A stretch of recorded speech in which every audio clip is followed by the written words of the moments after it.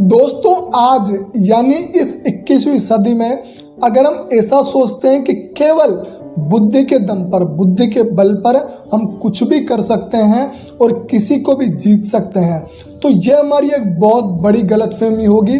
और यह गलतफहमी इसलिए होगी कि क्योंकि आज हर तीसरा व्यक्ति, ध्यान से सुनना, आज हर तीसरा व्यक्ति अपने क्षेत्र में आपसे और मेरे से ज़्यादा बुद्धिमान भी है और पारंगत भी है, अपने फील्ड का मास्टर है। और इस चीज़ का अनुभव, अगर आपने सोचने को समझने की क्षमता है तो आप इस चीज़ का अनुभव भली भांति कर सकते हैं। मान लो अगर किसी में एवरेज बुद्धि है और वो कुछ करना चाहता है तो हाँ, ये पॉसिबल है। उसको अपनी बुद्धि के साथ अपने मानवीय संबंधों को भी मजबूत करना होगा, अपने व्यवहार में विनम्रता और विवेक रखना होगा, अपने कैपेबिलिटीज पर काम करना होगा, अपने गुणों को विकसित करना होगा। और जिस तरह वह अपने आप पर काम करने के बाद में अपने आप को जिस तरह दुनिया के सामने रखेगा, दुनिया उसी तरह उसको स्वीकार करेगी जिस तरह उसने अपने आप पर काम किया। बुद्धि के साथ अपने मानवीय संबंधों पर काम करना बहुत जरूरी है। हाँ, मैं मानता हूँ अगर हमारी शिक्षा, हमारा अनुभव और हमारा सोशल सपोर्ट हमारे साथ है तो हाँ, हम सफलता के एक सीढ़ी पर चढ़ सकते हैं, लेकिन उसकी एक सीमा होगी।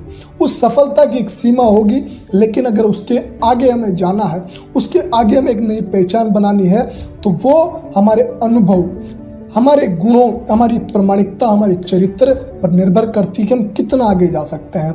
और इस चीज़ का अगर आपको अनुभव करना है तो आप 200 से 500 महापुरुषों की जीवनी का अध्ययन कर सकते हैं।